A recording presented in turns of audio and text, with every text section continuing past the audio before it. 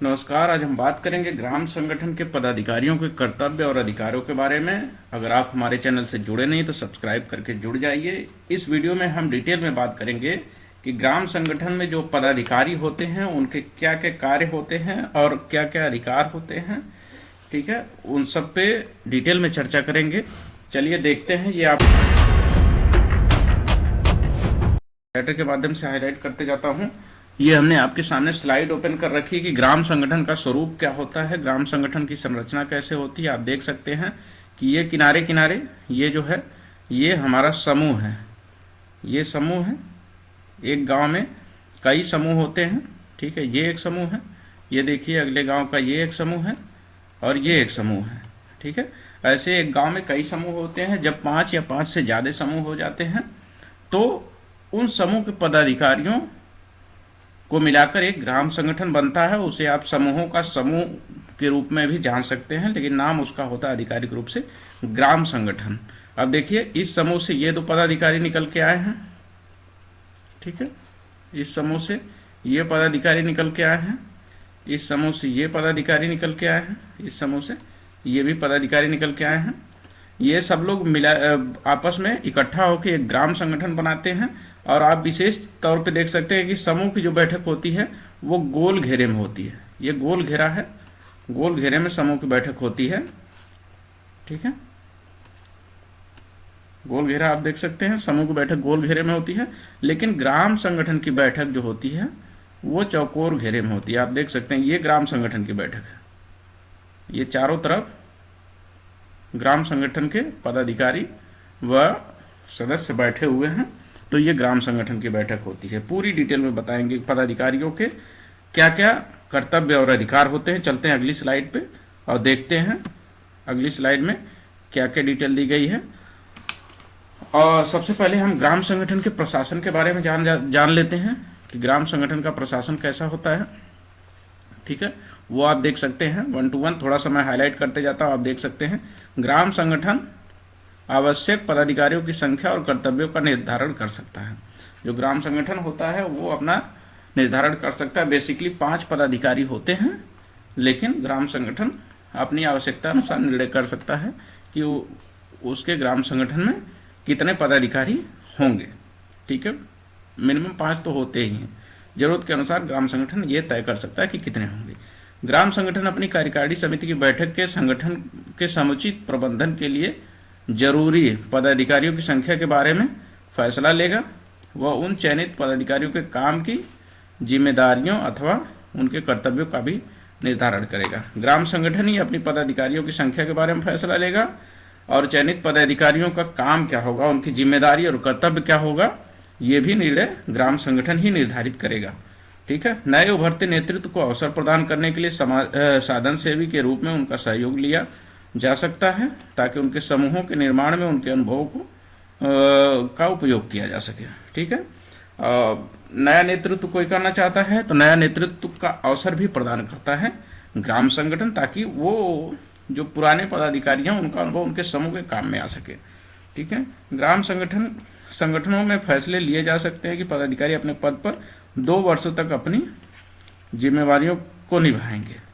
ठीक है, ग्राम संगठन के जो पदाधिकारी होते हैं वो अधिकतम 2 वर्षों तक के लिए चुने जाते हैं। 2 वर्षों के बाद नियमानुसार ग्राम संगठन के पदाधिकारियों को बदल दिया जाता है। किसी नए लोगों को मौका दिया जाता है कि वो भी आके ग्राम संगठन में नेतृत्व संभालें। और इससे क्या होता है कि ग्राम संगठन में जितने भी लोग होते हैं सब में एक संतुष्टि की भावना पैदा होती है, सब में एक नेतृत्व पैदा होता है। और जो पहले से नेतृत्व कर चुके होते हैं उनके अनुभव के साथ नए नेतृत्व को मौका देने के बाद क्या होता है, ग्राम संगठन और भी ज्यादा मजबूत होता है। ठीक है, चलते हैं अगले पेज पे। हमारा चैनल का लिंक आप यूट्यूब पे सर्च करते हैं। अगर आप सर्च करेंगे @प्रदीप BS कुमार तो हमारा चैनल आपको वहीं पे तुरंत मिल जाएगा। यूट्यूब पे अगर आप देख रहे हैं तो सब्सक्राइब कर लीजिए। फेसबुक पे भी आप हमें सेम नाम से सर्च कर सकते हैं @प्रदीप BS कुमार से। तो आप फेसबुक पे देख रहे हैं तो फॉलो कर सकते हैं हमारे पेज को। चलते हैं अगले पेज पे और देखते हैं प्रशासन के बाद ग्राम संगठन के निर्माण के लिए जो है दिशा निर्देश क्या होते हैं, जो कॉमन यूपीएसआरएम की गाइडलाइन है, दिशा निर्देश दिए गए हैं, वो क्या होते हैं वो देख लेते हैं। मैं थोड़ा सा हाइलाइटर बदल लेता हूं क्योंकि ये बहुत गाढ़ा दिख रहा है। ठीक है, येलो कर लिया हमने। तो नंबर 1 पॉइंट पे, ग्राम संगठन को समूहों से ज्यादा महत्वपूर्ण नहीं होना चाहिए, बल्कि इसे समूहों के सहयोगी मददगार की भूमिका निभानी चाहिए।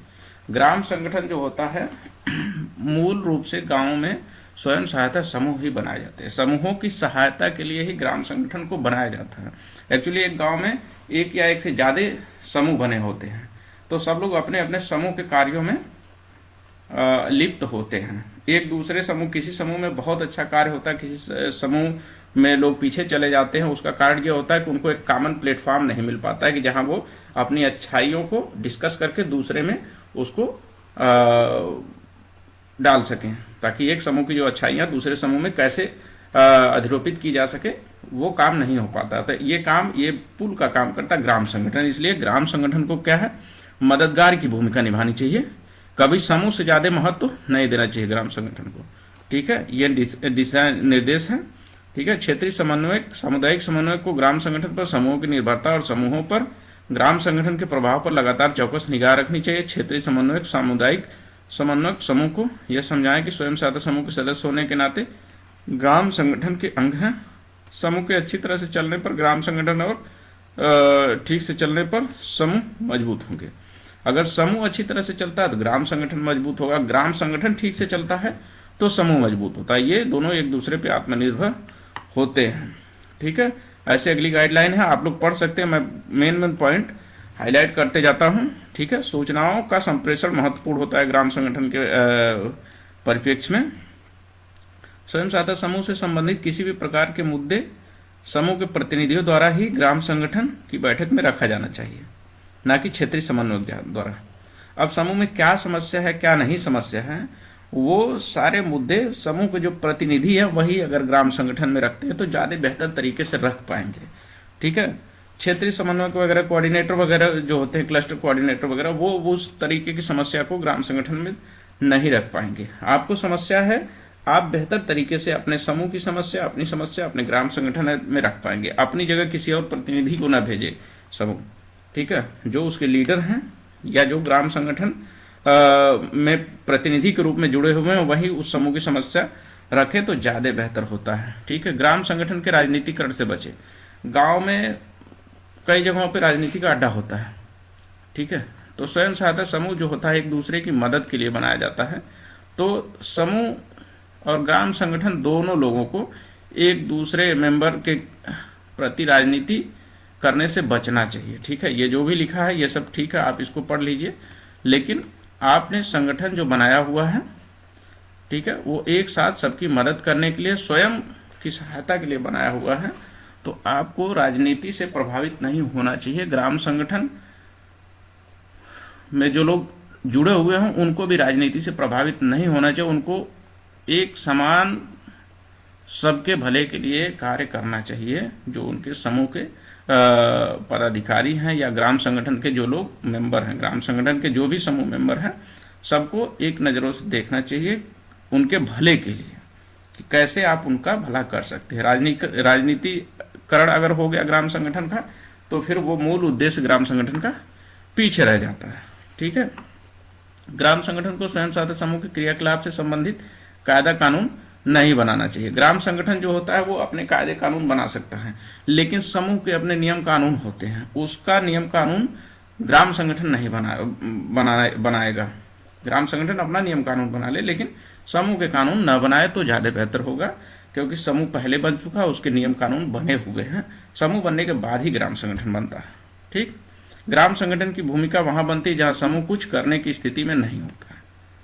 ठीक है, जब समूह बहुत पीछे चला जाता है या समूह में दिक्कतें होती तब ग्राम संगठन अपनी भूमिका निभाता है। अन्यथा समूह बहुत अच्छा चल रहा है तो ज्यादा उसमें दखल अंदाजी ग्राम संगठन को नहीं करना चाहिए। ऐसे करके, ठीक है, ये सारी चीजें ग्राम संगठन की दी हुई हैं, आप इसको आनी चाहिए। या जो कोऑर्डिनेटर होते हैं उसको कैसे फैसिलिटेट करना चाहिए, वो उसके लिए भी एक गाइडलाइन होती है कि ग्राम संगठन के 5 लीडर में कम से कम 1 या 2 लीडर पदाधिकारी सबसे गरीब एवं पिछड़े वर्ग से जरूर होने चाहिए।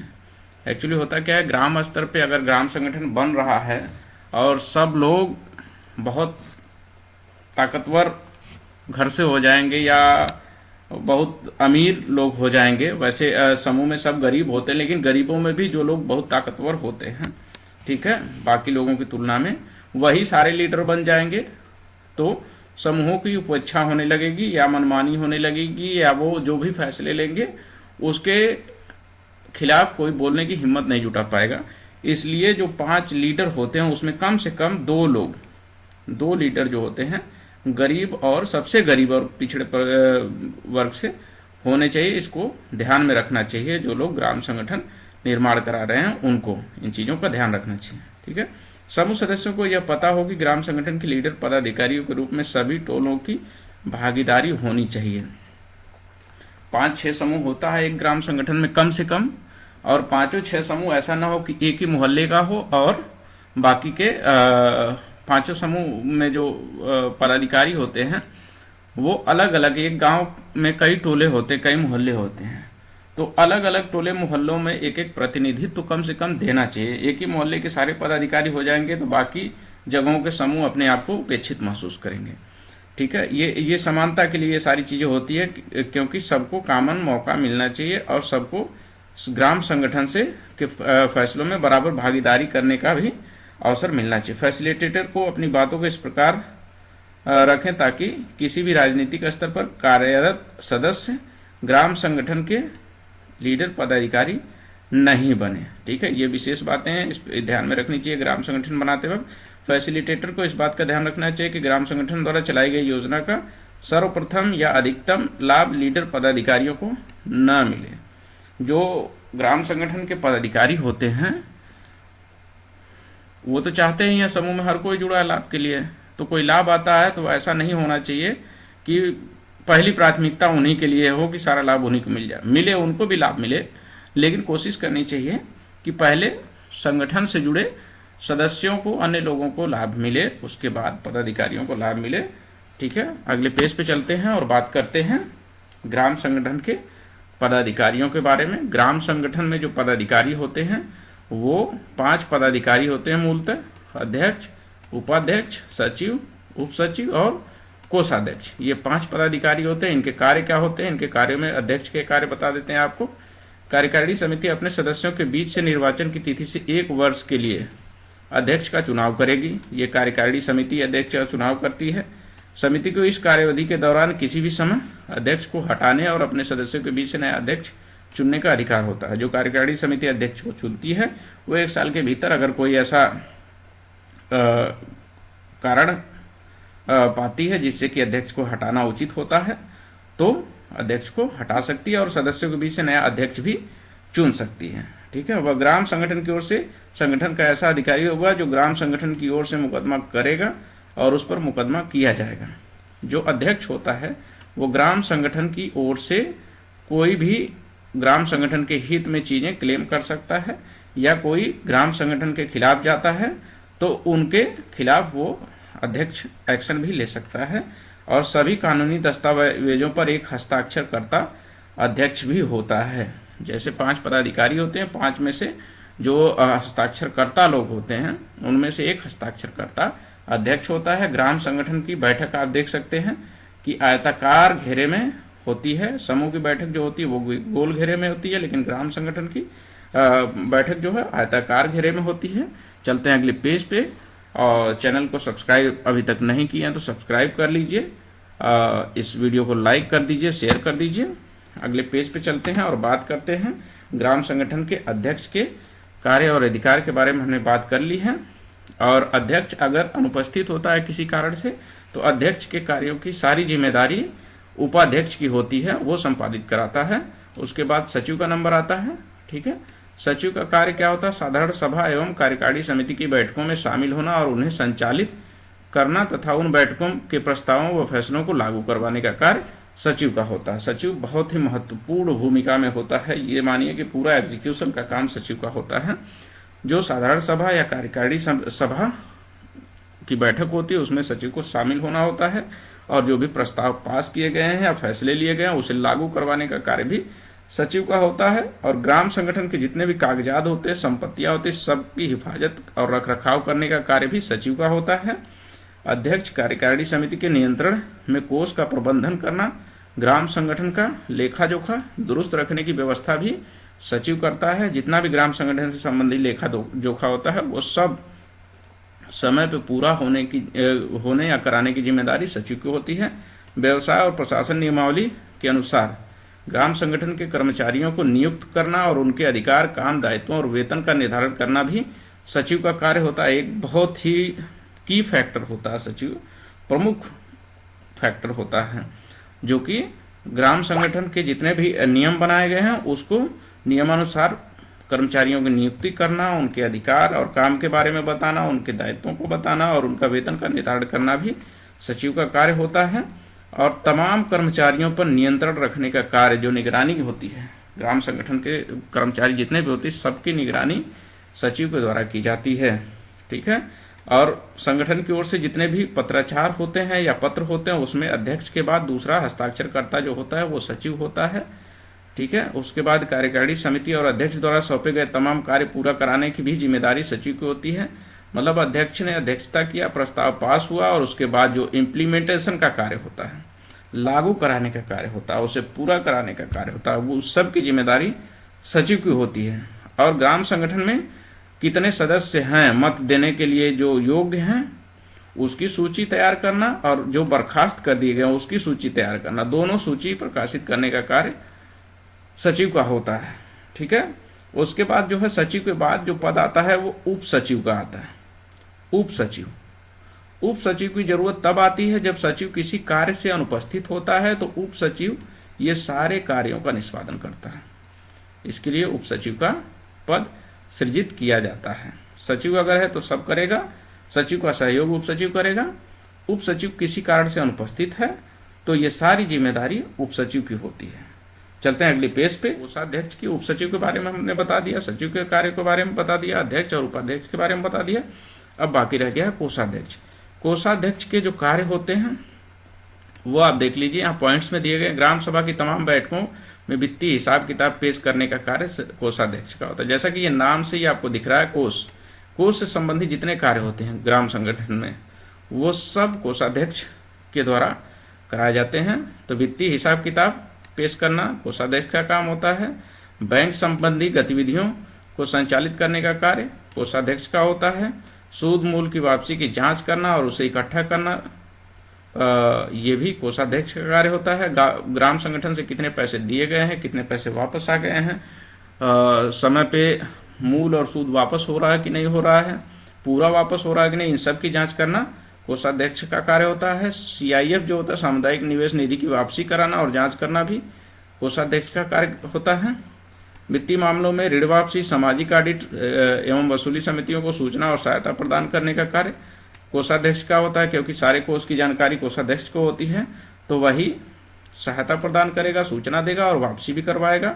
ग्राम संगठन के खातों के लिए दस्तखत करना, जैसे अध्यक्ष हस्ताक्षरकर्ता होता है, दूसरे पे सचिव होता है, वैसे ही कोषाध्यक्ष भी हस्ताक्षरकर्ता होता है ग्राम संगठन के खातों पे। ठीक है। तो ये रहे अध्यक्ष, सचिव, कोषाध्यक्ष, उपाध्यक्ष और उप सचिव के कार्य और अधिकार ग्राम संगठन में। एक चीज इस फोटो के माध्यम से आप देख सकते हैं कि समूह की जो बैठक होती है वो हमेशा गोल घेरे में होती है, लेकिन ग्राम संगठन की बैठक होती है आयताकार घेरे में होती है। यहाँ ग्राम संगठन के पदाधिकारी व सदस्य खड़े होकर प्रार्थना कर रहे हैं। यहाँ उन्होंने मीटिंग के लिए बैठक लगा ली है आयताकार घेरे में और यहाँ पे बारी बारी से अपने प्रस्ताव लोग रख रहे हैं। तो ये रही ग्राम संगठन के पदाधिकारियों के कार्य और जिम्मेदारी की पूरी सूचना। चैनल से हमारे जुड़ जाइए, सब्सक्राइब कर लीजिए। सब्सक्राइब का बटन आपको ऐसा कोने में यहाँ पे दिख रहा होगा, वहाँ से क्लिक करके सब्सक्राइब कर लिए। फेसबुक पे अगर देख रहे हैं तो फॉलो कर लीजिए। और ये वीडियो कैसी लगी कमेंट करके जरूर बताएं।